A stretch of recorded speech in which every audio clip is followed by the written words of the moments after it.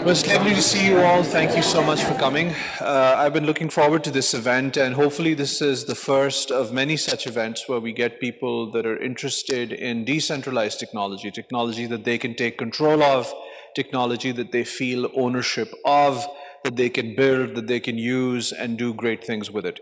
So, of course, today, within the Meshtastic community, the goals are: can I get a node? Can I figure out how to install the app? Can I find one other guy that I might be able to connect to? And that's the level of excitement. But really what I want to do is kind of start at the end. I want to paint a picture of what happens if we succeed and how we might succeed. Because the goal and the role that this technology has in our lives is really tremendous. There's an underlying need, there's an underlying sense that all of us have in our hearts. I'll follow through what I mean by that. But there's this overriding sense that what we have now, it's amazing. What we have now, it's tremendous in terms of the quality of graphics and the videos and all this stuff that we see on our phones. But is this what we thought freedom on the internet would be? Because we were told that this was going to be a free and open network that we would own, that we would control, and even many of the words used to describe these protocols, if you go back 10, 20, 30, 40, 50 years, those words are just words that point to freedom, but none of that freedom actually exists in the actual implementation of the technology. So with Spec 5, you see a small group of people who are building some devices, they're building some software, but they do have a very big dream. And that dream is to enable a global mesh network, a network that we all can claim ownership to, and a network that has many advantages in privacy and price and connectivity and robustness and so on and so forth. So I'll walk you through some of the ways in which we're thinking about this, at least at a high level, and then you'll see many of these ideas manifested either in our current devices or in software that we're working on for the future, and we can talk about that too. So as I mentioned, when I was growing up, I was really, really into technology of all kinds. Like many people my age, I got into technology with Commodore 64s at the age of 4 and started writing software in BASIC, and then got my IBM PC, and on an 8088 started writing software there, and then the rest is kind of a blur. Every platform that I could get my hands on, building things of every type, trying to write an operating system in C that would somehow, implement multitasking on an 8088 or a 286, all these crazy things. But my point is that we process these stories in this day and age as, oh, smart kid, nerd kid, hacker kid, went and did all these things. It's actually not just that. It's somebody that recognizes that technology is a very fundamental driving force in life, because technology is a tool, and the history of humanity tells us that tools shape people, and people shape societies. When you give up the understanding of the tool, when you give up the understanding of how the tool can reflexively change you, you give up control over yourself, and you give up control over your future, and you give up control over your society. Many of the things that you see manifesting in politics, many of the things you see manifesting in national security, are all tied to this Appleification of technology. Everything is a box, it's a black box. No, you can't touch it. No, you can't change the battery. No, you can't know what runs inside. No, you cannot stop any of these apps from sending all your data back to Big Brother. No, no, no, no. So the internet was not that dream. If you look at the early maps, the early schematics of how the internet was connected, it was definitely not Apple at the center and Google at the center and Microsoft at the center. It was universities at the center. It was multiple connections. It was multiple protocols. It was multiple apps running on top of all of this. What we have now and what was designed way back when, there's almost no parallel. So that's what I mean when I say This is not rhetorical.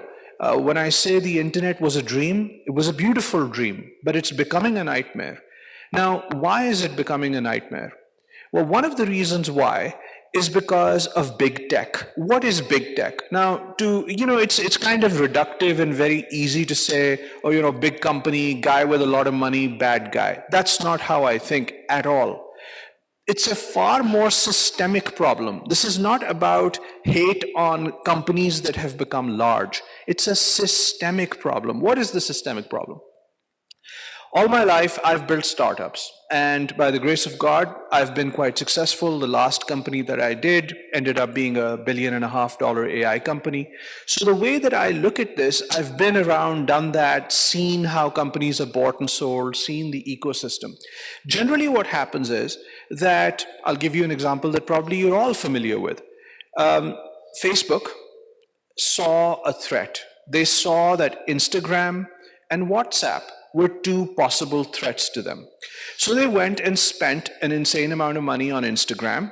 14 guys were working at Instagram. Facebook paid $1 billion to buy the company. 14 guys, $1 billion. They went WhatsApp, very similar. WhatsApp was a communication platform. They went for about 50 people. They paid nearly $20 billion to buy that company. Now, you would look at that and you would say, what the hell is that? That doesn't make any sense. It makes total sense. Why? Because this is the way in which validated innovation can be sucked out of the technology ecosystem. Validated innovation, people that have proved their point, people that have shown that they will go on and become big, validated innovation can be sucked out of the ecosystem and can be attached back to the mothership. Okay, this is what happens, and yet every study about innovation in America says it's the little guys that innovate, it's the young companies that innovate, it's the guys in the garages that innovate. That's why the genesis story of every great American company is a couple of engineers in a garage just figuring it out. And then there's 10,000 people that come later trying to figure out how to sell it and who to market it to and what the prices ought to be and blah, blah, blah. But as far as the innovation is concerned, where is it coming from and how is it being lost? So very important. Now, this is a structural issue. It's not that Jeff Bezos is bad and Bill Gates is bad, and it's not about people. It's a structural issue. When a company becomes as large as these guys have become, it's inevitable that they have a gravitational attraction. To say that they don't is to not see the forest for the trees and not see reality as it exists in this world. So we don't want to fight with reality. We want to look at reality and figure out what is the best path forward, given that this is just how things are. Big telco, same thing. I won't talk about this as much. One thing that I'll tell you is that today on your phones, whether it's iPhone or whether it's Apple, you all know, or Google, you all know that pretty much everything you do is being watched, right? The activation word is being listened to all the time. Amazon devices have, without any activation, have recorded entire conversations, forwarded them to other people on your contact lists via bugs, but what that means is they are listening to you all the time. These devices are also using voice, and there was a study that came out which is quite convincing. They're listening to everything you say and using that to sell you products, and they are listening. They're not just using it for the wake word. 90% of the apps on your Google phones are sending data back that you don't know anything about, and that's another point, which is complexity. Look, if today, if somebody said to you, you have to take care of yourself, you have to take care of yourself, the human being, your body, your mind, your soul, you have to take care of these things. Nobody would dispute this. But yet, what would be required for you to do this? You would need to understand how the body works, how biology functions, what's good for you, what's bad for you, exercise is good, and so on, staying away from certain things. Technology, as I mentioned, is such a powerful tool that it's become part of you. It's no longer something that's separate from you. This phone that you hold in your hand is an appendage that is both a cognitive and a physical appendage. So many studies, serious studies done on this that I don't even want to get into that right now. So what does that mean? It means that We're okay not understanding one of the most important augmentations made to our bodily form in the last 100 years. How do we expect to live a successful and healthy life if we no longer even understand ourselves, i.e., our tools, i.e., that which shapes us, i.e., that which then in turn shapes society? How? Why are we okay with the Appleification of all these electronics that are extensions to ourselves? How? How are we okay with this? So, with this technology, really what we're saying is it's an opportunity to redream, to bring back that dream of an internet that connects human beings that direct their own evolution through technology that they understand, not humans that shun technology, not humans that don't take responsibility for technology, but humans that understand the technology that they want to use, and in understanding that technology, self-direct it towards improvement. That's what we're talking about. Now, bringing it down to stuff that's happened very recently, look at supply chain threats. Now there's people that are going to stuff explosives in your batteries and send a particular code and cause your face to blow up. The point is not the politics of it. Let me be very clear. The point is that once it's done, it's done. And that cat is not going back into the bag. There's just no way you're going to undo this now. So, frankly speaking, I'm not comfortable. I don't even know where my gosh darn phone is made. I don't know who these people are. I don't know who, what nationalities, what people, what mindsets, what criminal records work at these places. And now a nation state has shown us that this is apparently okay. You can go do this at thousands of people, and that's just kind of what it is. So whether you like the end effect of that or hate the end effect of that is kind of secondary. The thing to worry about is that you definitely would not like yourself or your family to be at the receiving end of something of that nature. And that's really what I'm here to talk to you about. These things have become real. Now, another thing I want to tell you, we think that we run VPNs on our phones and we're very secure. Please go and look at who all owns all the VPN companies. It's kind of like the CPG industry. You know, you go to the HEB aisle and you see all these different products with 47 different brand names. They're owned by 3 companies. The reason why they have 47 different brand names is because they want all the shelf space. Nothing's different other than your knowledge, right? And that's why you're thinking, this is great, and it's the same formula, it's the same thing, they just changed the color of the tube. Similar, VPN companies are owned by 2 or 3 large companies. There's one called Pango, as an example, which literally owns like 12 VPN companies. So everything that you route through VPNs, most security experts now say that it's probably best to just use plain old SSL and not even use a VPN. Okay, so there's hardware threats like the batteries that blow up. There's 90% of apps that are sending your data back. This is a study from the Financial Times. There's VPNs that are owned by monopolies that are exploited, that are taking all your data out. And then there's other elements like cost. Every time you're setting up an IoT network, you're in Texas, you're a rancher, you want to track your cattle, you want to track your assets. You want to track these things, GPS plus a SIM. Everything you do, give me my monthly. Give me my monthly. Everything is a monthly thing now. Why? Because they've put in a lot of money into their infrastructure and they want to monetize it with incremental, almost no usage, because when you're sending text back from a cattle tag, it's almost no usage, but they want to charge you. They want to, deepen that sort of margin. So there's cost, which is a big issue, which is stopping us from digitizing the world, because you will not implement this technology on 10,000 assets if you feel that you'll be paying the telco for each one of those assets, and God knows they might blow up your cow. You're not going to do it. Why would you do that? So you want the control, you want low cost, you want all that technology in your hand. So that's another element. And finally, the thing is, what country do we live in? We live in a country that historically has done pretty well under this idea that people ought to be free.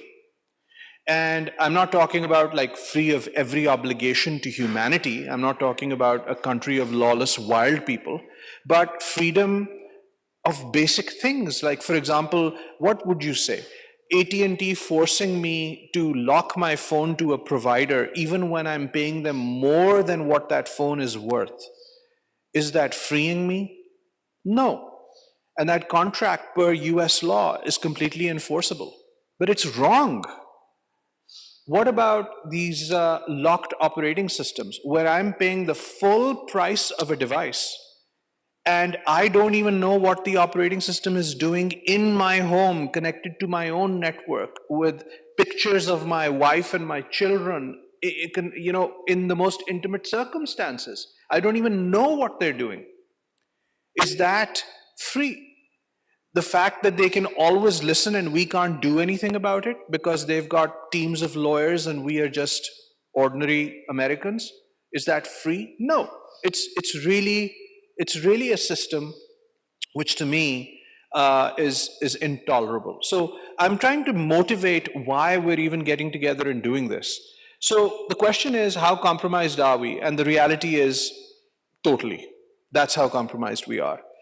We've got, when you folks have come here today, and you all have your phones next to you, you're all tying back to the same tower. And intelligence agencies, law enforcement agencies are allowed to look at who met who. Without listening into your calls, they can just look at tower data and say, these two guys were together, those two guys were together. This guy never meets that guy, but then suddenly he met him in a park. So there's so much information around co-location. These have actually been used for intelligence-based operations. Now, great, if there's somebody bad that they're using to catch that, that's wonderful, fantastic. But I tell you what, that assumes that the several million people that work in government are all perfect. And I'll let you come to that conclusion yourself. The other thing they've started doing is they've started targeting the builders. What do I mean by this? You saw Telegram, the network that was supposed to be the most free, text exchange network. So they couldn't get them to change the protocol, so they just abducted the founder. This is the level at which we are now dealing with people trying to take away even our right to have a private conversation. They abducted the founder. God knows what they did to him. I wasn't there. But he emerges several days later singing their tune. There's an old story about a law enforcement agency. They had a tough boss and they said, listen, go arrest, there was a crime. And they said, the zebra did it. The zebra did it. Go arrest the zebra. So they went out in the wilderness and they looked and they looked and they looked and they couldn't find a zebra. And then finally these guys are like, man, it's getting really hot. I'm tired. We got to go back. He said, well, we didn't find the zebra. He said, well, look at that. That's an elephant. Let's take him back. The boss will know that it's an elephant. I mean, there's a big difference between an elephant and a zebra. He says, don't you worry. They take the elephant, they whack the daylights out of him. And by the time he shows up to the boss, the elephant says, I am the zebra. I am the zebra. And that's kind of what happens when these people disappear. You don't know what's going on. And suddenly everything that law enforcement asked for, yep, done. Telegram gone. The other thing is opaque hardware and opaque software. So, which is that there's 2 billion transistors on a chip. Do you know what they're all doing? We don't, and none of these designs are open source. So RISC-V is an open source processor technology, which is very promising, which does solve some of this. And then there's zero-day weaponization. There's companies out there that are in the business of finding an exploit, never telling the company whose customers that exploit affects, and then selling those exploits to anyone and everyone, to illegal criminal organizations, to repressive governments, to us, to everyone. They don't care. They just take the money and they do what they want to do with that cyber weapon, really. That's the only way to put it. So enough with the negativity. Let's fix it. right? That's why we're here. I'm just telling you all the things that I feel so passionately about, because coming from a world of distributed systems and artificial intelligence and building large companies for enterprise technology and working in aviation and doing all of these things, one of the questions that even some of you have asked me is, well, why mesh protocols? And other than the fact that decentralized computing has been a long love of mine, the other thing that's a even deeper love of mine is just the idea that I can be free. And I know that the technology that we've all been collectively contributing to is taking us towards a direction where we will not be free. So how do we change that? And some of the challenges that we have in that. So let's talk about what resources do we have if we want to build a network. Well, there's a few ways to do that. One is kind of like a what used to be called sneaker net, which is I run up to you with a disk, you run up to somebody else with a disk, and that's how we trade information. Impractical, right? The second order up from that is that we use cables. We have some kind of a wiring mechanism, but now the city controls all that. You can't plant your wire anywhere you want, and you have to basically, the avenues between your home and my home and his home and her home are all controlled by the city. So that's not something that we have access to. The third thing is the spectrum. And this is not a picture that I expect you to see the details of, but this is to give you an example of the official United States frequency allocation radio spectrum image. And if you go to the FCC site, you can see a zoom out of this. But I've abstracted out of this three things that you should care about. Basically, that we have 900 megahertz, which allows us to do everything from these old analog wireless phones that we used to have in our homes, to some of the walkie-talkies, to Meshtastic. Then we have 5.8 gigahertz and 2.4 gigahertz, which are generally used for Wi-Fi and higher speed Wi-Fi. And then we have MERS, which is lower frequency, lower power, and that's basically it.